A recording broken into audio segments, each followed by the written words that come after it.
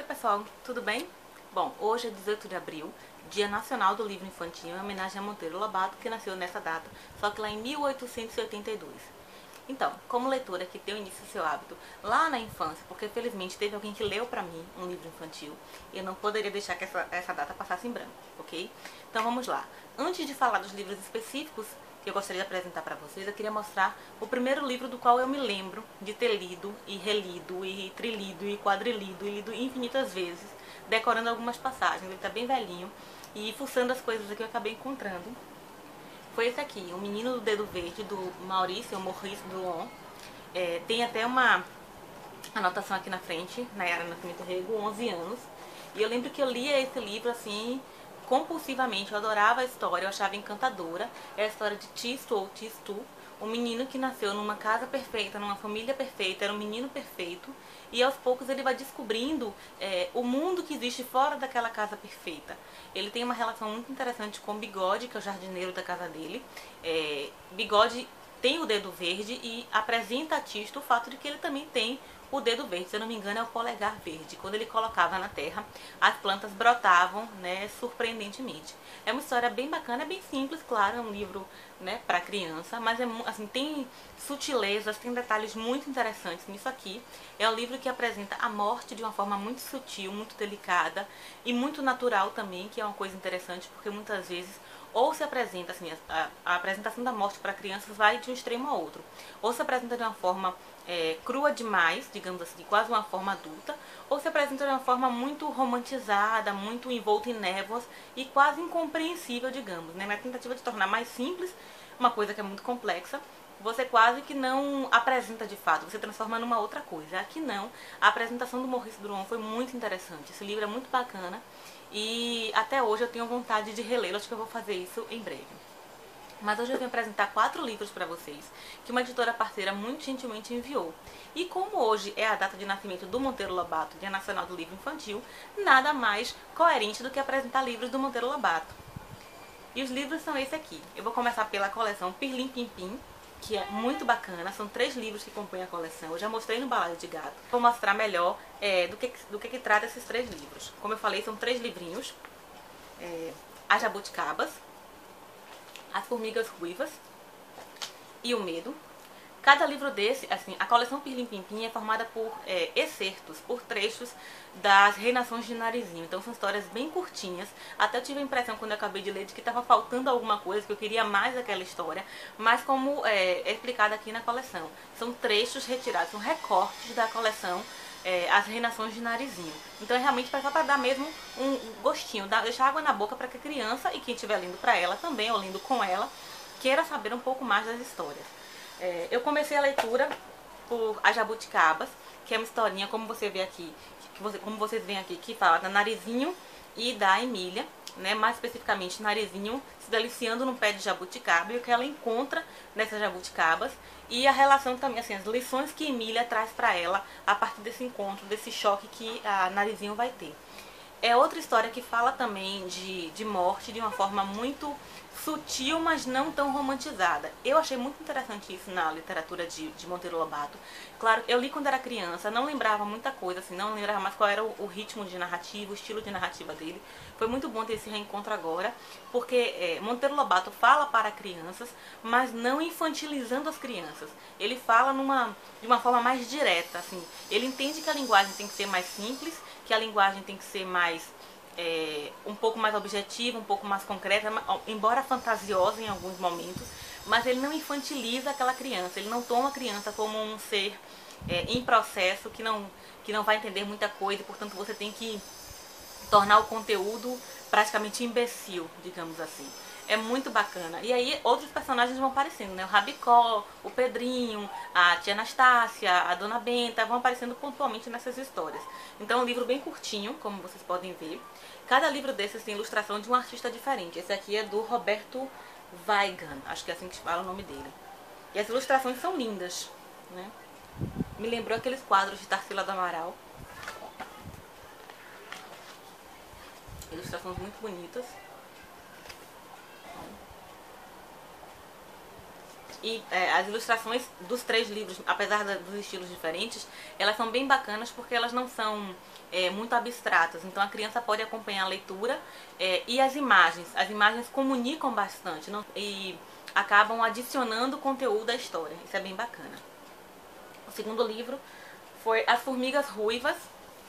Novamente as protagonistas são Narizinho e Emília, e elas encontram com as benditas formigas ruivas. Elas passam a observar o funcionamento do formigueiro, e isso é interessante porque mostra essa microsociedade, como é que ela funciona, a hierarquia e etc.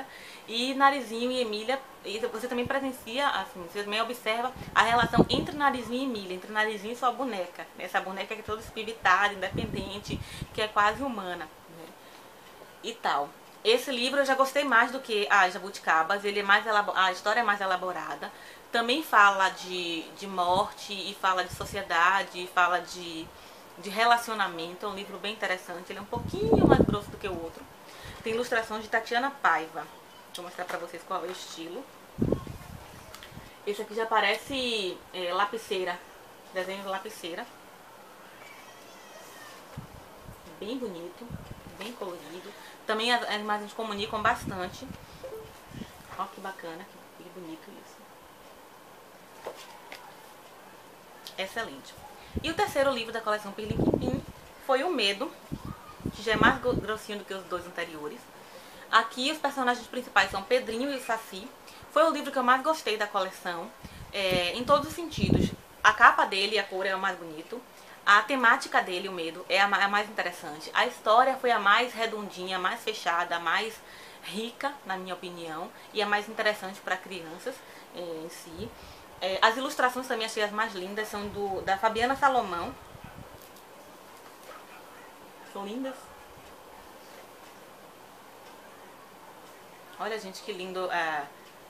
Cadê o nome? O Curupira. Deu branco agora. Olha que coisa mais linda o Curupira. E ele aparece, inclusive, aqui no fundo com o Boitatá. E sim, o Boitatá é uma cobra. Eu não sabia disso. Pra mim, o Boitatá era um boi. Não é. Esse livro eu gostei mais porque, como eu falei, tem mais conteúdo. Ele fala, como o título já diz, do medo. Então é um encontro que Pedrinho tem com o Saci, em que ele pede que o Saci apresente pra ele entes das trevas, como tia Anastácia fala. Então Pedrinho começa a perguntar pro Saci por que existe tantas coisas ruins, tantas coisas horríveis. E aí o Saci diz pra ele que existe por causa do medo. Que o medo acaba criando coisas tenebrosas. O medo que acaba criando criaturas das quais a gente como se fosse um círculo vicioso. O medo cria figuras terríveis e cria acontecimentos terríveis e faz com que a gente tenha mais medo ainda. E aí Pedrinho vai num dia, uma madrugada com o Saci, vai pra floresta para descobrir esses entes das trevas que a tia Anastácia fala, que é o Curupira, o Boitatá, esses seres mais míticos, digamos assim. Míticos, mitológicos, enfim. E aí eles conversam bastante madrugada dentro o Saci vai apresentando esses seres, vai contando a história de cada um desses seres pro Pedrinho. Entre eles o Negrinho do Pastoreio, que ele conta aqui de forma muito linda, muito interessante a história do Negrinho do Pastoreio. E ele vai contando várias lendas pro Pedrinho, explicando qual foi a origem dessas lendas e o que é que elas representam.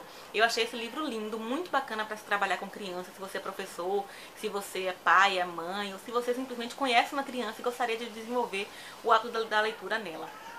Foi o que eu mais gostei, achei o mais interessante e o mais útil para trabalhar com as crianças. Mais uma vez, a linguagem do Monteiro Lobato é uma linguagem muito boa, é muito especial. Como eu disse, não fica nos extremos, nem vai para a imbecilização da criança, nem vai para uma coisa muito adulta, exigindo uma maturidade que ela não tem. Mas ele fica no meio termo e de modo que você, mesmo adulto, lê e se encanta também.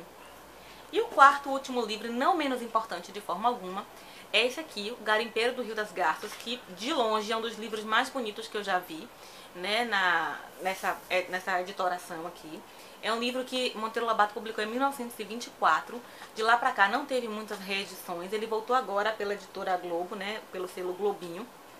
É um livro lindo. Ele é todo ilustrado, não é a ilustração original. Quando ele foi lançado em 1924, a ilustração foi de... Tem aqui no prefácio, deixa eu ver. Foi de Kurt Wies, um artista alemão, que tinha esse traço aqui, para quem gosta de traço, para quem gosta de desenho, de ilustração. Nessa edição aqui, a ilustração é de Guazelli, ou Guazeli. O livro é bem laranjão,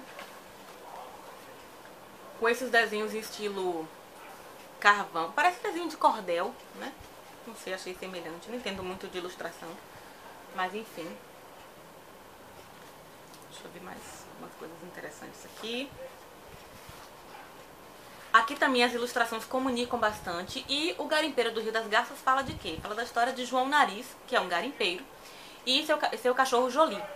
Jolie é um personagem ultra interessante, porque ele não fala, né? Ele é um cachorro. Nessa história não é um cachorro falante, mas o autor aqui, Monteiro Lobato, traduz os pensamentos de Jolie, traduz as expressões do comportamento de Jolie em palavras. E Jolie é uma figura, Jolie é sarcástico, é irônico, Jolie tem um senso de humor fantástico, né? E acaba compensando a ingenuidade de João Nariz. João Nariz tem um sonho de ficar rico, achando diamantes no garimpo, porque esse livro, quando foi publicado, foi em 1920 começou essa corrida nesse garimpo do Rio das Garças. Ele estava no auge nessa época da publicação, muitas pessoas iam para lá com esse sonho do enriquecimento, e Monteiro aproveitou essa história. É uma história simples desse João Nariz e seu cachorro Jolie, que João Nariz passa por vários percalços ao descobrir o diamante que o tornaria rico, né, e como é que ele vai se livrar desses percalços. É claro que eu não vou contar a história, porque eu acho que vocês deveriam ler esse livro, porque ele é bem bacana, ele é curtinho, é rapidinho, pra ele numa sentada. E mais uma vez aqui fica claro o estilo de Monteiro Lobato, né? O estilo único dele, o estilo peculiar, a marca registrada de Monteiro Lobato. Na ironia, no riso, na mistura entre fatos que são mais duros, como agressão, como morte, né, como roubo, mas ele apresenta isso de uma forma tão leve, tão divertida, que você não fica triste, você não fica chocado com os acontecimentos, né? É bem bacana. Esse livro foi publicado, como eu falei, em 1924, foi relançado agora. Ele está numa edição lindíssima da Globinho. Vou deixar o link da editora aqui, se vocês quiserem entrar em contato e procurar e tal. Tinha outra coisa pra falar.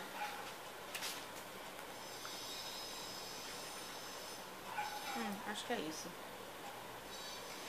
Ok, bom, então é isso. Esse é um vídeo super rapidinho, só mesmo pra fazer uma homenagem a Monteiro Lobato, que povoou, assim, e ajudou a estimular a imaginação de tantas pessoas, não só aqui no Brasil, como pelo mundo afora, que fez parte da minha infância, que eu tenho memória de vários fragmentos de textos de Monteiro Lobato, não só da série televisiva, mas de livros mesmo, que minha mãe sempre leu pra mim, né? E reencontrar Monteiro Lobato agora adulta foi uma experiência muito bacana, porque quando você vai ler, pelo menos a minha impressão é essa, quando você vai ler um livro infantil, eu lembro de C.S. Lewis, eu nunca sei pronunciar isso, que disse que um dia você seria velho bastante para voltar a ler contos de fadas. E aí eu amplio, né, voltar a ler contos de fadas, voltar a ler livros infantis, livros de Monteiro Lobato, né, para crianças.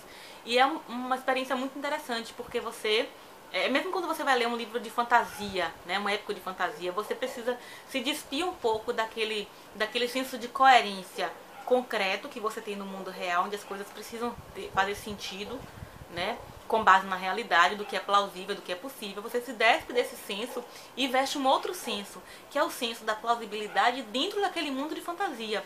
Então, assim, você não pode ler Senhor dos Anéis, você não pode ler Guerra dos Tronos, você não pode ler O Garimpeiro do Rio das Garças com o seu senso de coerência e de plausibilidade do mundo concreto. Você precisa ler com a capa, você precisa ler com o óculos da coerência do mundo infantil ou do mundo de ficção. E quando você consegue fazer isso, você consegue embarcar nessa viagem, é delicioso, é muito bacana, porque você realmente liberta a sua imaginação e consegue fazer altos links, é muito bacana. É isso. Se você gostou do vídeo, dê um joinha.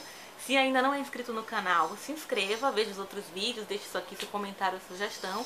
E se você conhecer alguma criança, leia pra ela. Pode ser até que ela não se encante pela literatura, pela leitura, que ela não vinha a ser um leitor. Mas pode ser também que seja essa a oportunidade que ela estava esperando para embarcar nesse mundo tão gostoso. Um beijo e até mais. Tchau.